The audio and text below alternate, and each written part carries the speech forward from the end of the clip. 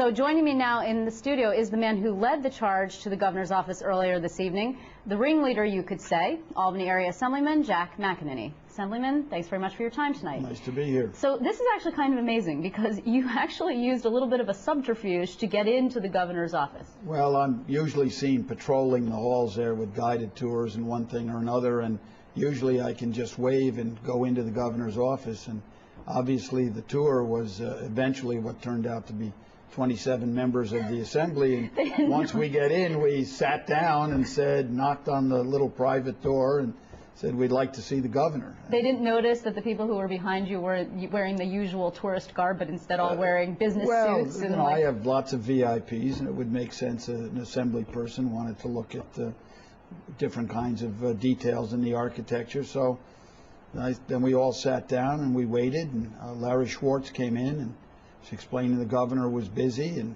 we told him why we were there, that we were upset, that we were frustrated, that we felt that we'd been put in an absolutely impossible position on Monday of, you know, denying 600,000 people their unemployment checks, shutting down government, possibly causing the closure of nursing homes and hospitals that needed those 4.5 million people's Medicaid reimbursement checks, or turning on the unions that had, for our opinion, done nothing against us. Oh, okay. So he finally, I think he realized after answering an awful lot of questions from the different members, he said, well, you didn't come to see me, you came to see the governor, and I'll go see if we can get him out here. And to give David Patterson his credit, he came out and he personally gave us about an hour. Okay, you seem like it all seems sort of very like, wow, of course this happened this way. Let's just remind people what you just said here. Yeah. You led a tour of your colleagues into the governor's office, slipped through into the governor's office, because it's actually quite heavily guarded. We used to joke about it, yeah. You know, we used to call it Fort Pataki. Yep. And you get them in there, and then you sit down, and then you say, down, yeah. we're not going to, you Yeah. didn't chant or anything. No, no. Okay, no. But you basically said, we're not leaving until we get to see the governor of the state of New York. Pretty much, yes. Right, that's pretty amazing.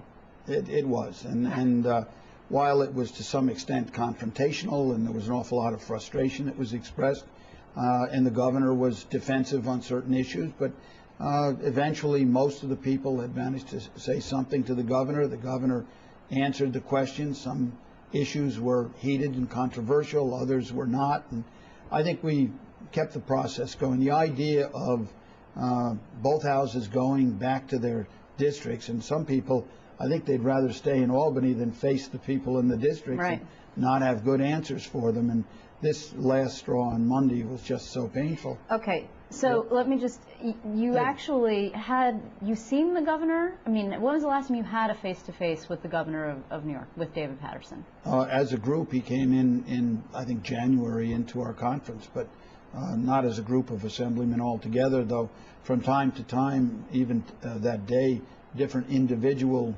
members of the assembly could get in to see the governor with particular problems with their constituency. But it's been a while. It's been for quite a group, while. It's been months. And I understand that you guys you had come out of conference, which is the meeting of the Assembly Yes. Democrats, a closed-door meeting, Yeah. and you decided amongst yourselves that Yeah. this was a good idea, and you didn't tell the Speaker of the Assembly that Well, you were going to be doing this.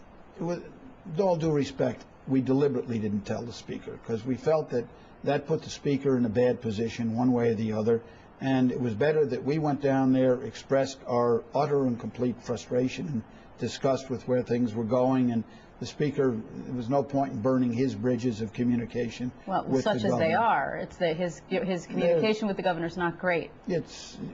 I don't think if this was a Speaker, if this had the Speaker's blessing, his relationship might even be less than that. So we just felt it was better to do it as independent members.